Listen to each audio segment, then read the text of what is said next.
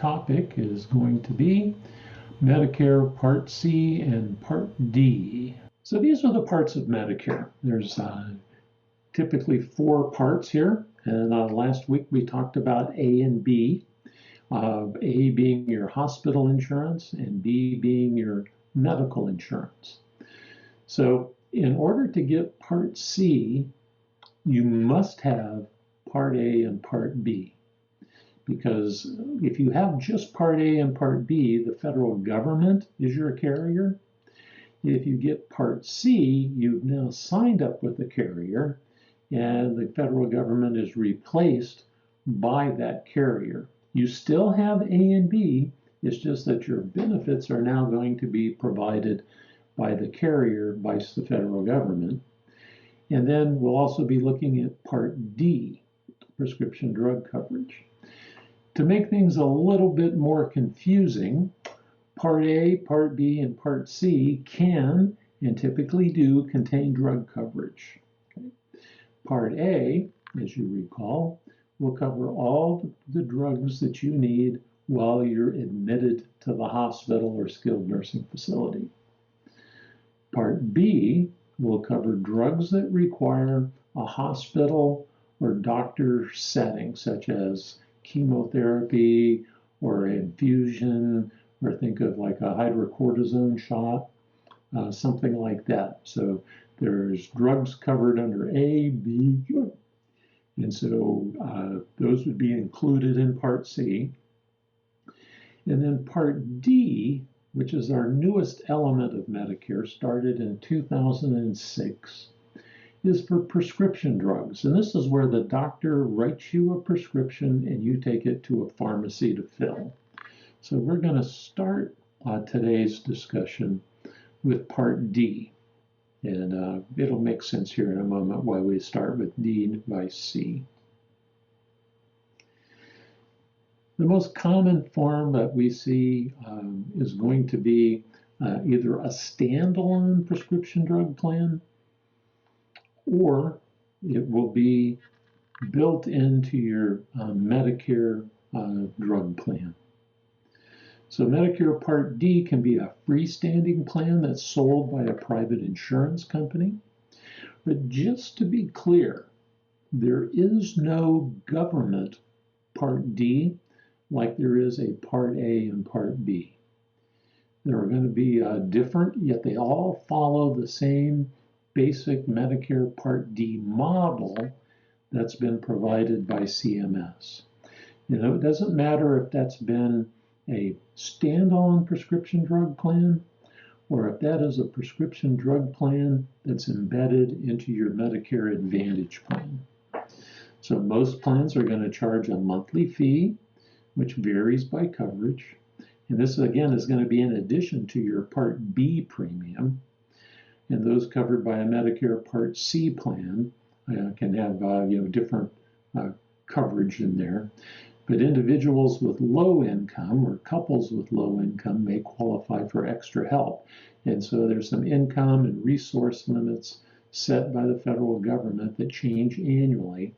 And we'll discuss that, the particulars of that program a little bit here today, but we do a whole webinar on it later on. So 2 ways to be looking at that. Either a standalone because you have like maybe original Medicare or maybe not a supplement, or you've chosen to go with the Medicare Part C and you can get your prescription drug coverage as part of your Medicare Advantage plan. In any case, they're going to kind of follow this model that we're looking at here. It's going to start with a deductible phase. Now, these numbers are for 2022. So anybody who still gets a plan between now and December, or the end of November, I should say, that goes into effect in December, these are going to be the Part D rules. In a moment, I'll also show you the new numbers for 2023. So right now we're looking at 2022. the maximum deductible that a Part D plan can charge is $480. So remember, the deductible, that's the amount your member has to pay for covered services before the plan itself will start to pay for the covered services. Initial coverage phase. So after you've met your deductible, you'll be in a period where you're paying either a copay or some co-insurance until you've reached the out-of-pocket there of $4,430.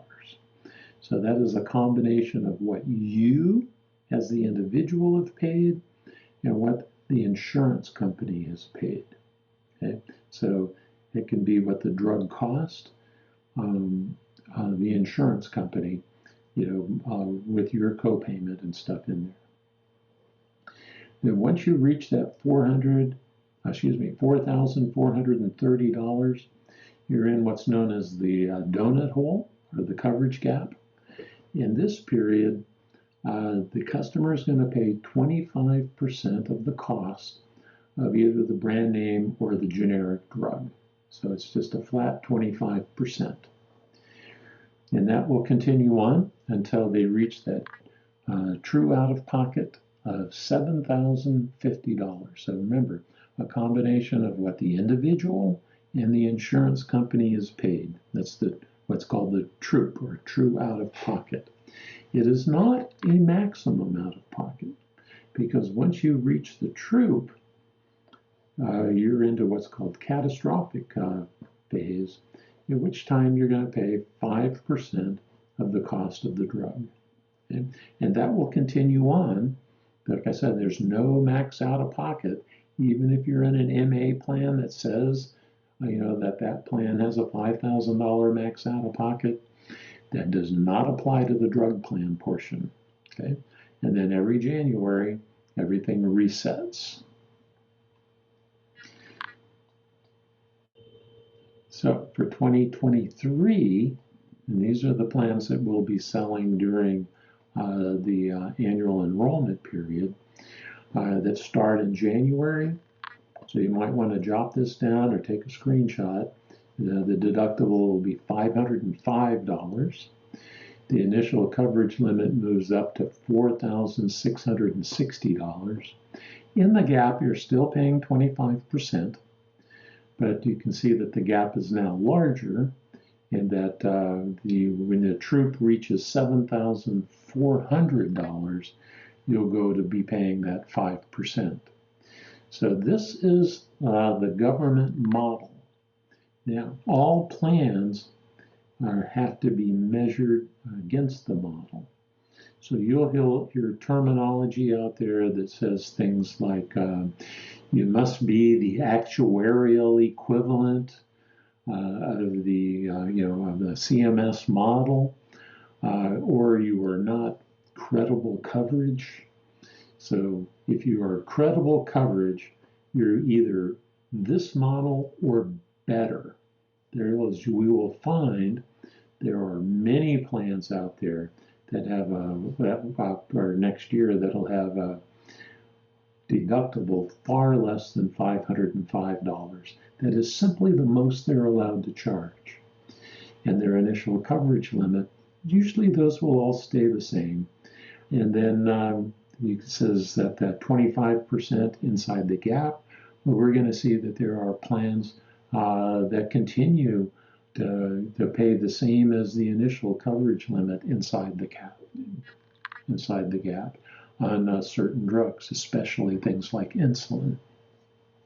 So each year they'll be measured against this model, and if they are not found to be credible, the customer will receive a letter stating them that it's not credible, and they'll have an SEP, and we'll talk about that later on. So they're also allowed to implement some cost control measures. So some of the cost control methods that are incorporated into the plans, you'll see these when you look up a prescription. prior authorization, and you'll see next to the drug name a PA or a QL for quantity limits, or ST for step therapy. So just so that you know, it can explain to your customer exactly what that means. For prior authorization, the doctor must have permission from the drug plan to prescribe certain drugs.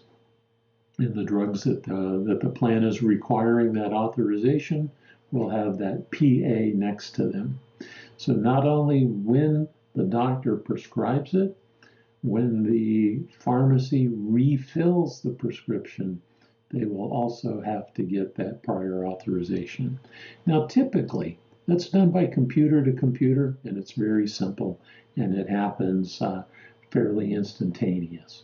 However, many times there's problems, things go down, the computer link isn't working, and so I always remind my customers, on those that require prior authorization, don't wait till you take that last pill in the bottle to go down to the pharmacy to refill, because you could have a 24 or 48-hour delay in filling that prescription if they can't get the prior authorization satisfied.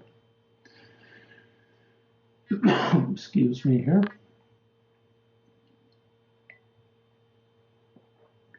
Quantity limits.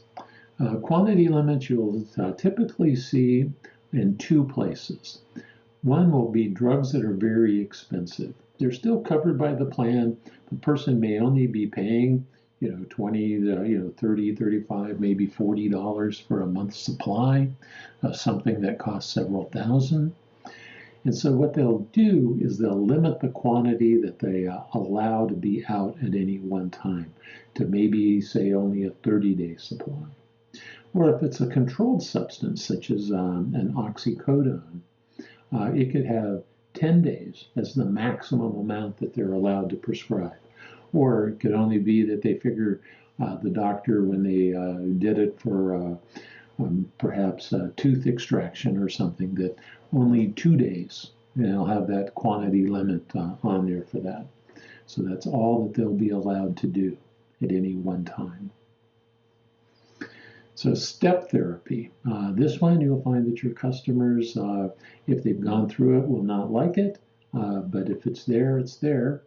And what it is that the doctor is going to be required by the carrier to attempt a lower cost drug before they will approve the higher cost drug.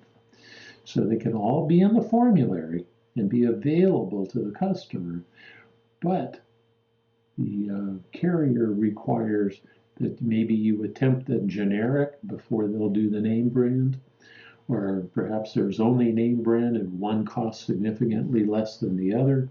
They can require that you step through the lower cost drug, and if it solves the problem, great. If not, or you have an allergic reaction, or it doesn't take care of what it was meant to do, then they can move on and step up to the higher cost drug. But you'll see that ST on there, and sometimes you'll find your customers already gone through that. So this is just a group of rhetorical questions on my part, but I just try to address these so that you can answer your customer and be able to explain how the formularies work to them. First of all, formularies are put together by the drug plan using doctors and pharmacists and drug companies to kind of build the formulary for what they want to do. Now, CMS has really only one hard requirement that they level against the drug company. So we'll look at question number 3 there. It says, if Medicare approves the drug, is it in every company's formulary? Well, the answer is no. Now, in order to be in the formulary, Medicare had to approve the drug for use in Medicare. But when they built the formulary, The only restriction that the CMS put on the formulary was that they must contain a minimum of 2 drugs in every therapeutic category. So when you look up drugs in there, you'll see that they've been divided into therapeutic categories, and you can see how many drugs are in that category. And so in the case where there's many, they're only required to have 2. In the case of where there is only 2 drugs, both will be there. Okay? In the case of maybe there's only 3, then you could run into a problem, but that's where the exception comes in, where you're allowed to request a drug be covered for your customer. Or the doctor will actually go through the process saying that they want to prescribe a particular drug that's not in the formulary, and they'll seek permission for to cover it for that person. And if they have a valid reason, typically the formulary will bring it in for that person. And it doesn't mean anybody can take it. It's just that that person will have it in the formulary for them. So why are there so many different plans? Well, we just talked about that. Some plans have very rich formularies with numerous drugs in every therapeutic category, and others will limit it to just 2. And so that will also address why the Part D prices vary so much. If you have somebody, and I think my record was around 24 prescriptions that somebody took, happened to look up all 24 of those and finding a formulary that would cover all 24. So I had to do that, and I did find it for them. But that required a very rich formulary, and it is not going to be one of the lesser cost plans. Now for me, I've run across many people in my business that didn't take any prescriptions at all, along with a number of people that took perhaps just 1 or 2. Keep in mind that about 50% of the over 65 population takes a blood pressure pill and a cholesterol pill, something to control both cholesterol and blood pressure. And those are typically generic.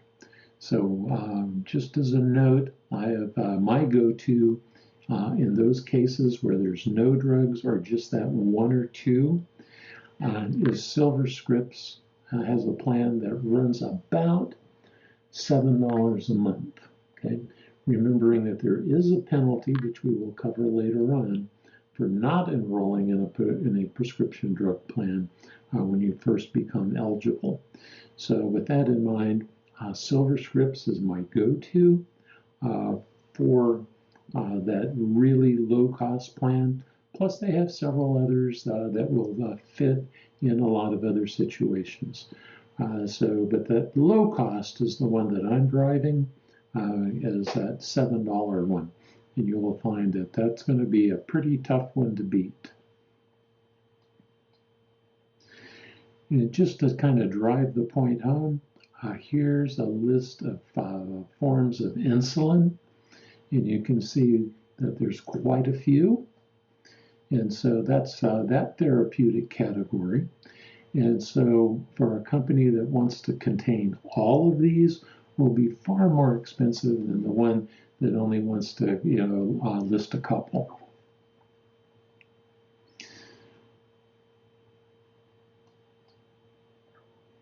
So let's look at another, kind of fits into that cost control.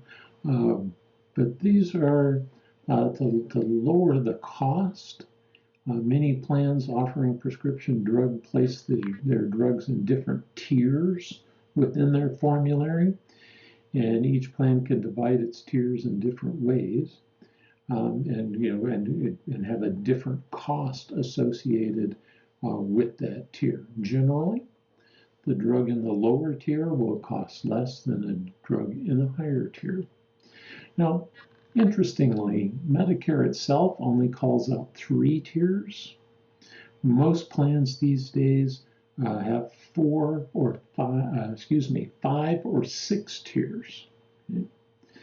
And this is the typical layout, where tier 1 is that preferred generic drug. Many plans you'll see when we go back to that model on that tier 1 and possibly tier 2, and then sometimes tier 3 have a 0 deductible for filling those. But more common will be 1 and 2 with a 0 deductible, and then the higher tiers you'll start to see the deductible kick in. But that tier 1 will be that preferred generic drugs, and that's typically going to be the drugs like that blood pressure and cholesterol will fall in there. Now, tier 2 are simply generic, but they're not on that preferred list. Then tier 3 is the preferred name brands. I just like to give you a feel for cost in there. That tier 1 is typically $0 to $5. Tier 2 can run from 0 to 10. Tier 3, 30 to 40. Tier 4, the non-preferred drugs, are your typical premium or copay there will be $100. Tier 5, specialty drugs. Think of all that stuff you see advertised on television all the time. Most of those are specialty drugs. And on that, it'll typically be a 30 to 40% co-insurance.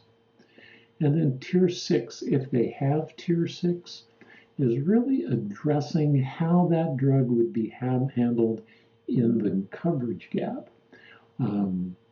More common you'll see is insulin being a tier 6, so that instead of paying 25% of the cost in the coverage gap, they'll continue to pay that $30 to $40 copay. Remembering that to be credible coverage, you had to be the same as or better than that model we went over. And they talk about the actuarial equivalent. This is what they're talking about, is how all these would be covered in there. So tier 6 is much better than paying 25%. Okay? So that's the way that you can you get that. So we alluded to this penalty business. And so there is a late enrollment penalty that's added to a customer's Part D monthly premium. And that penalty kicks in if you have a continuous period of 63 days, where the 3 came from, I do not know, or more after your IEP, initial enrollment period, is over. And if you go without prescription drug coverage, there's going to be a penalty. One of the things that we see is outside of their IEP is maybe somebody is in a retirement plan from their union or where they worked that provided additional coverage, part of the retirement plan. And we see a lot of drug coverage in there. And each year it gets measured against the model. And they have to send out a letter that says they are either credible or not credible. If your coverage is considered not credible, that person has 63 days in which to enroll in a new plan. The penalty itself comes from Medicare. I can show you here how to estimate the penalty, but the official calculation will come from Medicare. And if there is one, the customer will receive a letter in the mail. The penalty will be added to their premium and collected by the carrier, but it is Medicare that is assessing the penalty. So you can see that it's going to be, and this is their wording, it's 1% of the national base beneficiary premium, which for 2022 is $33.06, times the number of full uncovered months that the customer does not have credible coverage. So if we just simply do the math here, you can see that it's going to be about 33 cents for each month that somebody went without coverage. And that breaks down to about $3.90 a year. Okay, if you're assessed that penalty, it is lifetime. Okay, so as long as you continue to have a prescription drug plan, you'll be paying that penalty. All right. So we'll look at extra help. So the question that I get often is, how does someone escape the donut hole? Or what if you still can't afford your drugs? Well, to be honest, there's not much, but LIS is the closest thing. A lot of people already qualify and don't even know it. So extra help is financial assistance that helps qualified Medicare beneficiaries pay their premium, their annual deductible, and prescription drug cost, like the copays and the coinsurance.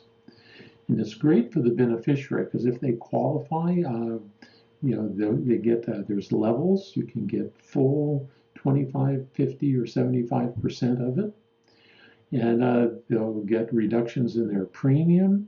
And for us, the good news is they get an SEP. And so it gets you the ability to do things outside of the open enrollment. And better yet, it is going to suspend that late enrollment penalty. But for us, the good news is the SEP opportunity. They have an SEP every quarter.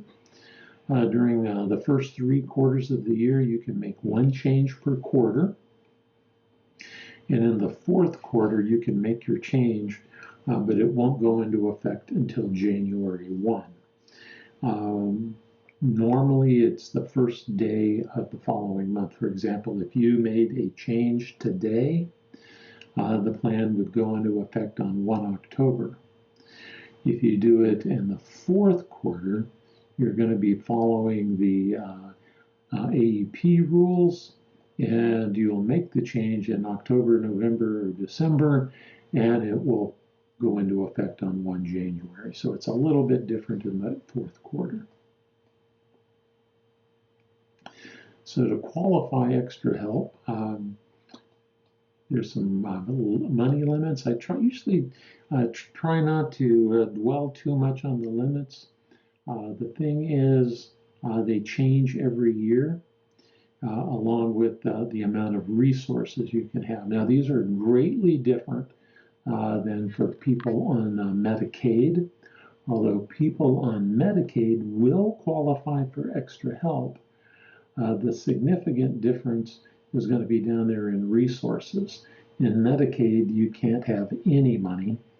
In extra help, a married couple could conceivably have almost $31,000 sitting in the bank and still qualify. Okay? So annual income limits, $20,385 for an individual, $27,465 for a married couple that are living together. Just know that the average Social Security check out there is $1,500.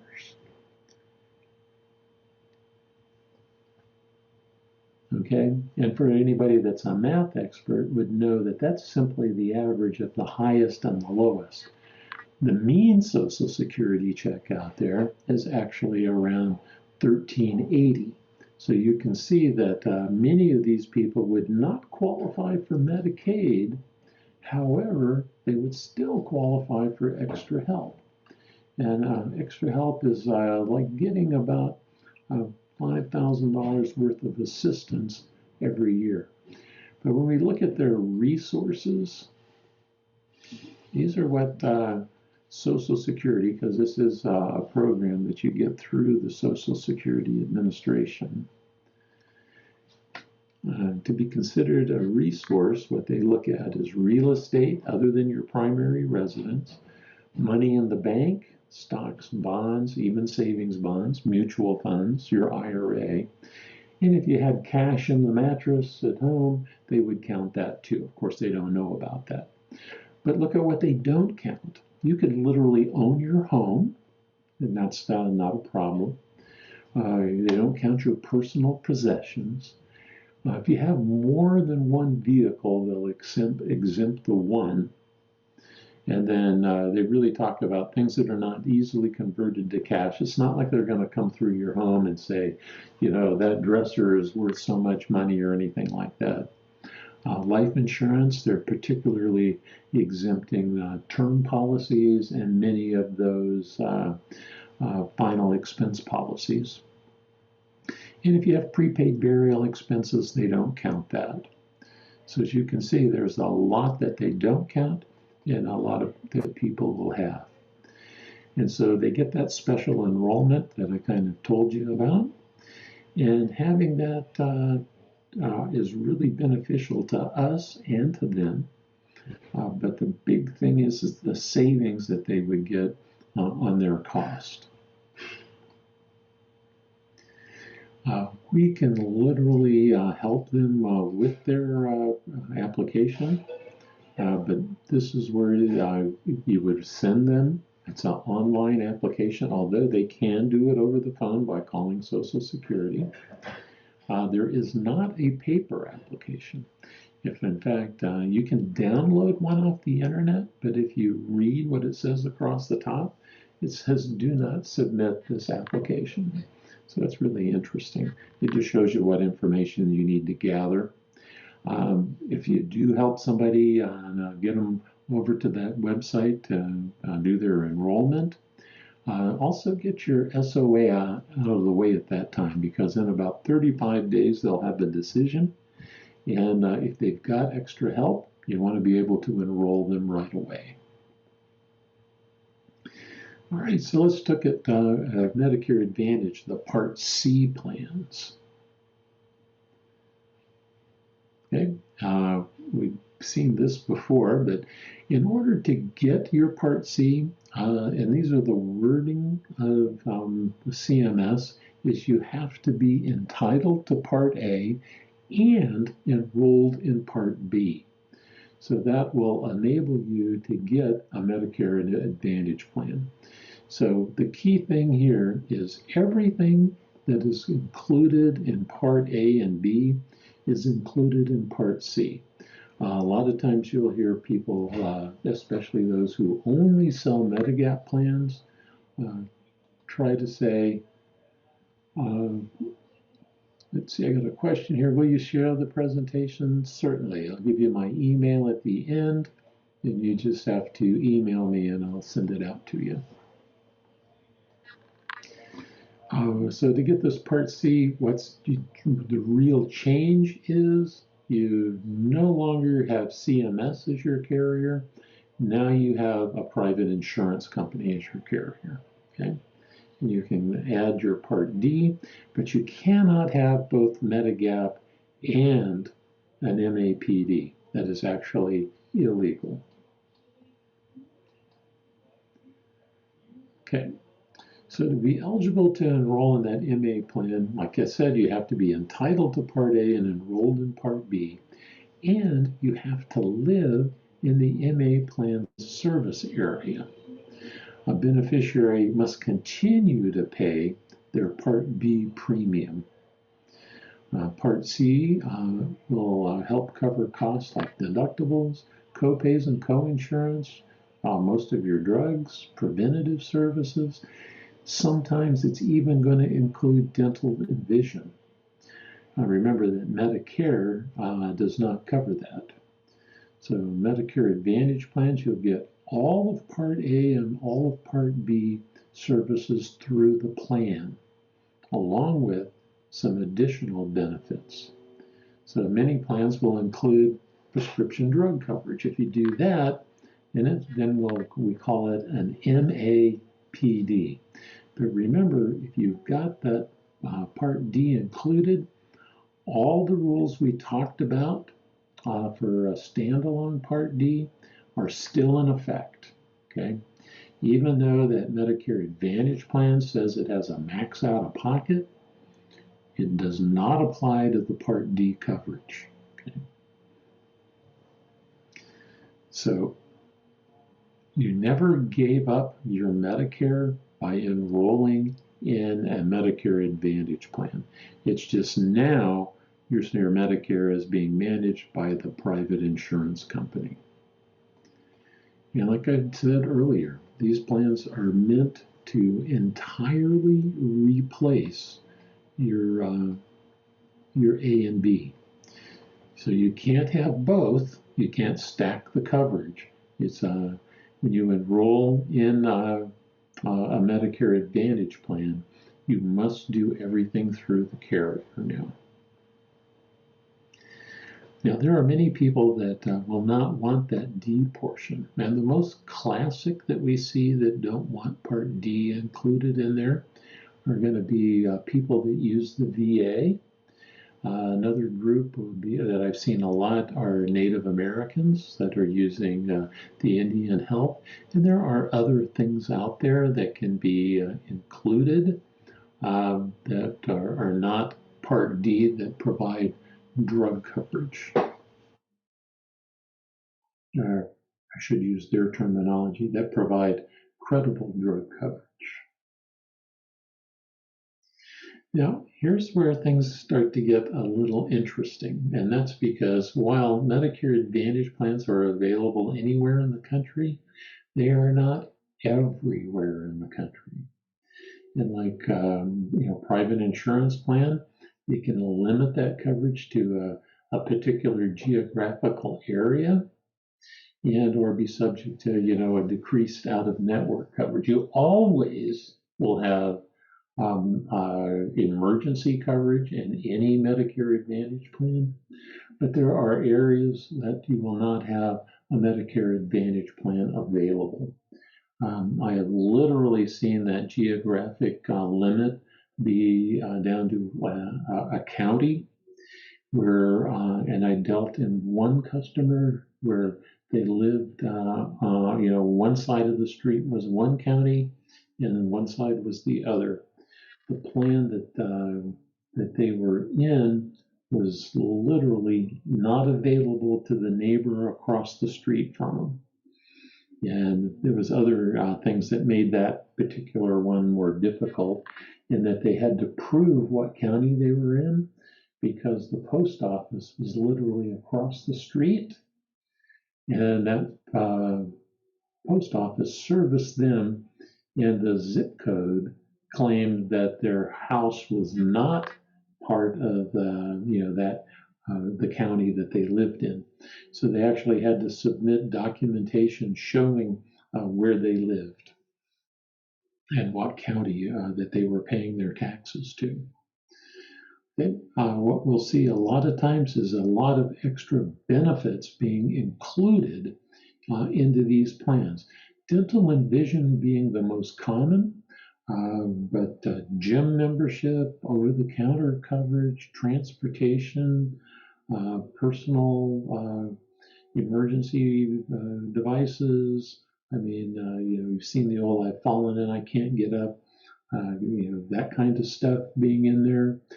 It's just there's been a lot of things that are pretty incredible that have been packed into some of these plans. Now, with that said, it depends upon where you live as to how much of that you'd be getting. If you're in an area of high competition, typically a city, you'll see where the plans are competing for membership. They'll try to induce more and more benefits into their plan to make it more attractive to someone than one of the other plans. Those include even Part B givebacks.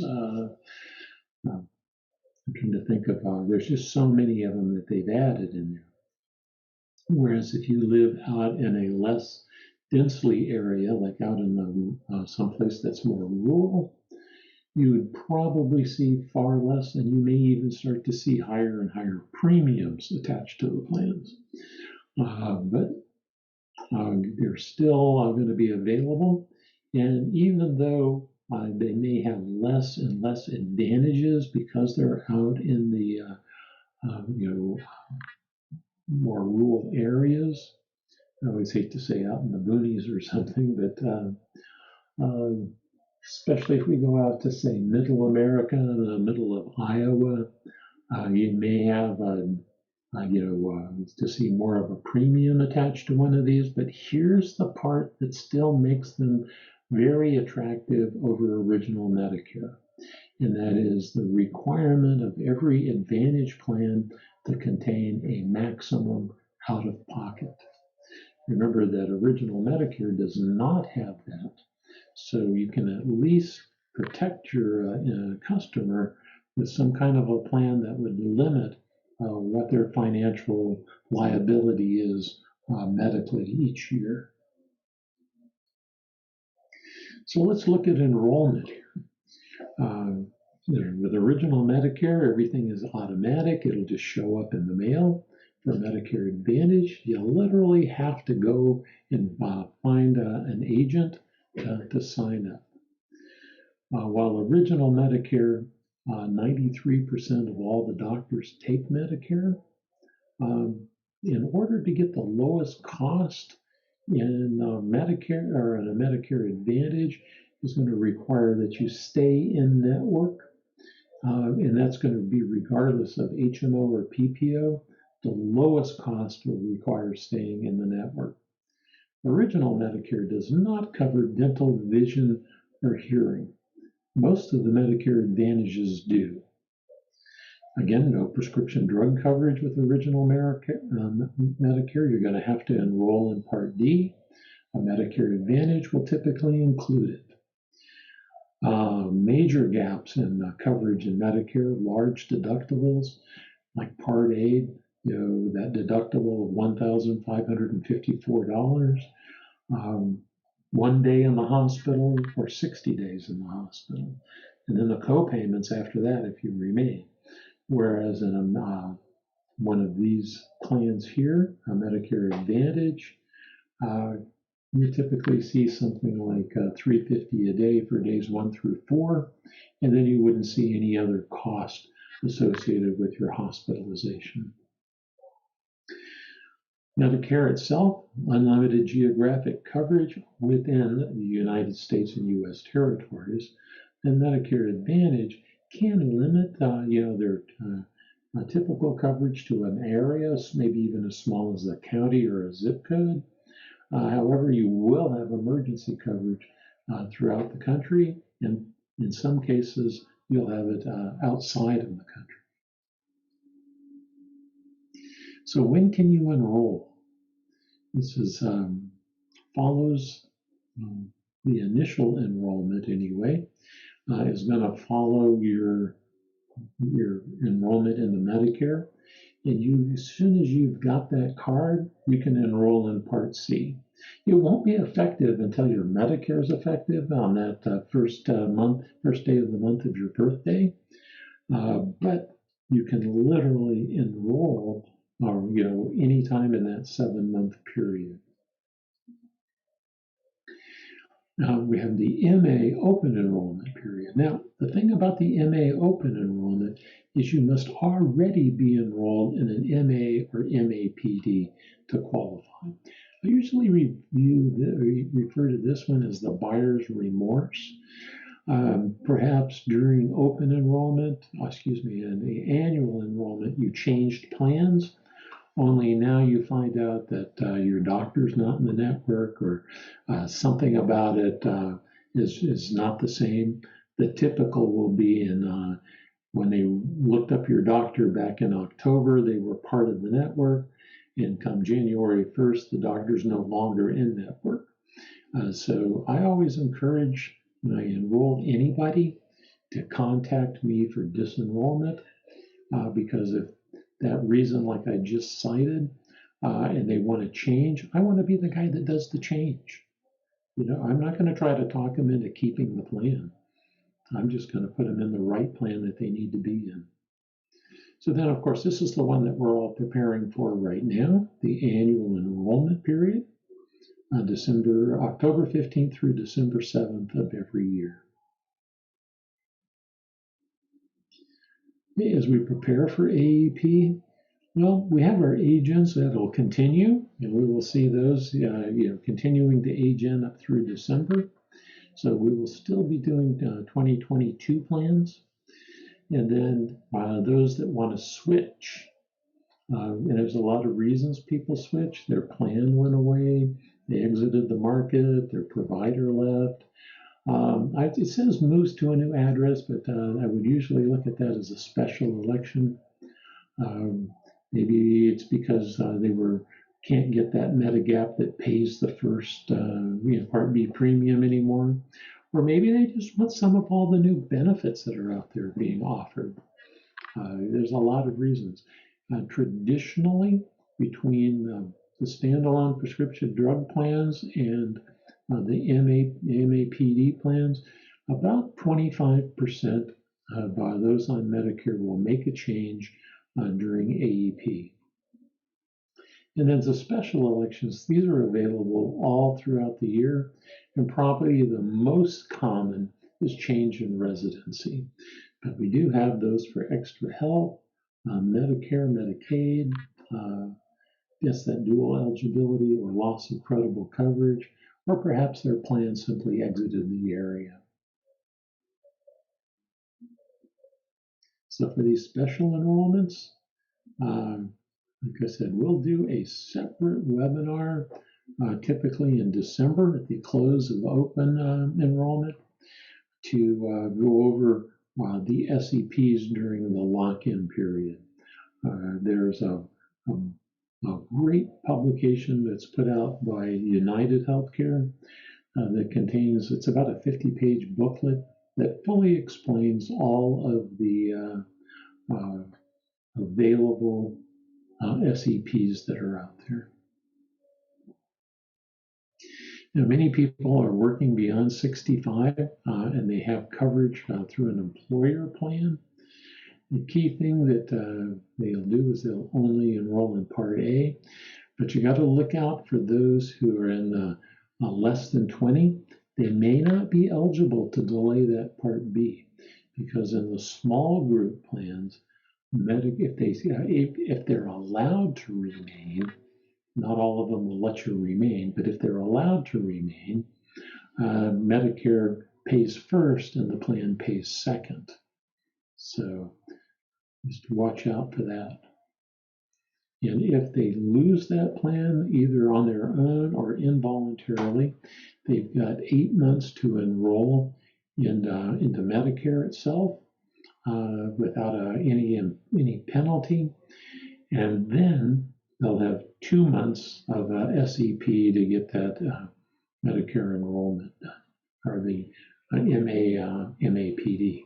So this is a kind of a busy chart here, but what I like to call your attention to is that you need to know what you're doing here, because this can cost you a commission by selecting the wrong term, and at best just only delay the enrollment. If the dates are the same on their card, meaning they turn 65, when you are doing an enrollment application, you will see on the application ICEP or IEP. If they're enrolling in an MAPD or a PDP, it's the initial election period. If they're enrolling in an MA only, it's the initial coverage election period. Now, if their dates are different, so that they stayed in that group plan for a little while longer, and they're coming down here to enroll in an MA or MAPD, okay, now if they have to do that enrollment prior to their Part B effective date, in other words, they know that they've requested the date. So we as agents, if you tell me that you selected 1 October, I am going to do your application here in September. I'm going to mark your Part B is 1 October and submit the application. If you wait till 1 October, you need to have an SEP because that's just the way they wrote the rules. And it's the same if they're just getting a PDP and they're within their initial election period, it's an IEP. If it's the date is after, they need to have a SEP.